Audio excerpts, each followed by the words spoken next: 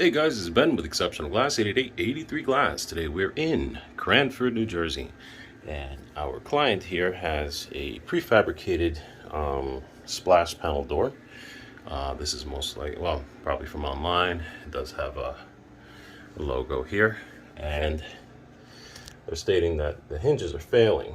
So let's take a look at what's going on. So doing my initial, I see that little makeshift shim they put here.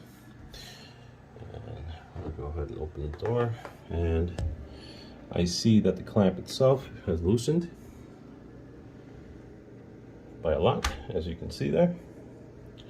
So a amateur glass guy would just walk in here and just tighten it back up and charge you $500 and just call it a day. I don't feel like being an amateur today, so why don't we do this the right way? It does have Mickey Mouse cutouts, which are these little round protrusions with a flat surface here, which is a good thing. A lot of times, as you'll see in my video about Wayfair shower doors, things to look out for, this one does have the appropriate cutout. But as you see, there is some oxidation happening in there, and this literally didn't just come apart. You know, somebody manipulated with it, played with it. It just kind of backed out on its own. It's a bit of a cheaply made hinge, so instead we're going to replace it again with our solid brass H-style frameless shower door hinge. This is identical as far as weight, the make, the electroplating, everything is identical to C.R. Lawrence. But these are ours. Okay. All right, we got the door down. Now it's time to get rid of these crappy zinc, looks like they're made of zinc and not solid brass hinges. These are the old hinges, and the new hinges have just been installed.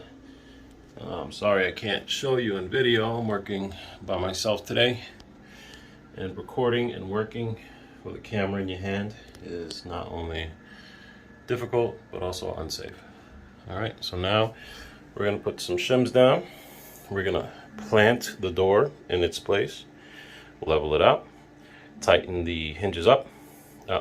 Before tightening the hinges up, we're going to add shims inside the cutout, so that way, if in the future, later down years, if the hinges were to loosen, meaning the rubber gasket compresses, or even, you know, by magic the screws start to back out on their own, it has a backup plan, hence keeping it from ever sagging or falling, and that's the whole idea. So I got the door inside. It was really fun doing by myself and then getting my fat butt going into that space. So this is what it looks like in the final result. Now I can move it back a little bit towards the wall, but there's really no need to. We're gonna put a vinyl gasket back here anyway for waterproofing. And then we're going to add a shim. Now the correct way to do it for the top is putting that shim right in here. So we will slide the glass back a little bit, just so that we can get this little guy in there. And then that's our fail-safe. Then that's what it's going to look like right there. See? We put the shim inside. Now I can let go of this door and I can remove that shim, technically speaking. And this door can't go that way anymore because of this little fail-safe feature right here. And it's always a bad idea not to have this plastic in there. I'm sure some of my internet trolls will say, well, you know, that metal is going to keep it from sagging. But like, yeah, well, if you really want glass edge touching metal, feel free to do it with your own shower. So I've got the top clamp placed, so now I can let go of the door. And so on top, the top hinge, we put the gasket right over here, or the shim right there. Doing that won't work for the bottom, because if the door were to sag, gravity is going to pull it down this way since it's the bottom. So by putting a shim here really does no benefit. Instead, the shim has to go down here. So that way, I have to flip the camera around, so that way, if the hinge loosens, this little shim here is going to keep this door from going that way, hence keeping it in place. And that's what it's going to look like for the correct installation. Again, that little pin, that shim, is going to keep the door from going that way and also going down. You can put more shims in here if you like. You can get as liberal with the shims as you want. Better too many shims than none at all. Right, so now the hinges are all hand tightened. And so I am certain, now I only hand tightened this, meaning I used a 3-point screwdriver. I didn't use a drill, which by the way, I don't recommend you doing if you're not used to using a drill for this application. So because of the fail safes that I put in, even if I just literally put the clamps on and I didn't tighten it at all, literally speaking, the door can't go down because those shims will always keep it in place. All right, so now we'll open this dinky door up, take out the shims, and that's it. So now I'll wait 10 minutes, doing other stuff, of course, and I'll retighten this because 10 minutes is the recommended time for wait for the compression of the gaskets for hinges. For you glass guys out there, those directions are part of the CRL hinges as well. But I bet us guys do, we never actually look at the directions for anything. All right, so we're all set. So I clean the glass as best as possible.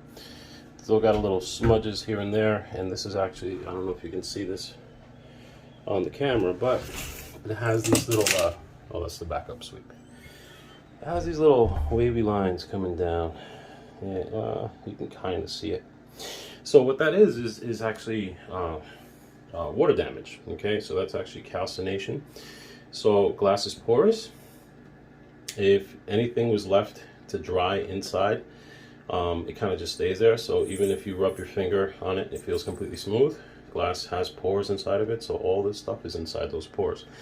It can be removed chemically, but it's definitely not a safe thing to do, especially in the client's home.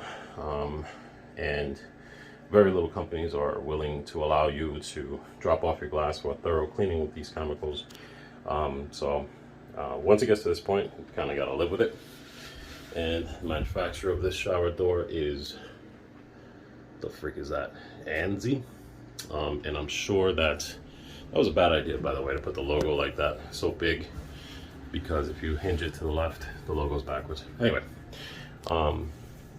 whatchamacallit, keep in mind, I'm sure this prefab door did come with a coating, but that coating, mass-produced coating, and it's probably only on the inside of the door. So because this logo is backwards, I'm assuming that the coating is on this side of the door. So obviously no help for the actual surface that gets all that that burst of water here. All right, so that's pretty much it. So if you guys have one of these and had a problem like that, you can always go onto our website, mjglassdoors.com, and you can find these replacement parts. And hopefully, with my video coaching you, you could probably pull this repair off yourself without killing yourself. Hey guys, thank you for watching the video. Don't forget to click like and to subscribe to see our latest DIY videos on how you can fix your own freaking shower door. And click a like, thumbs up, or a better spiral crawl on your face.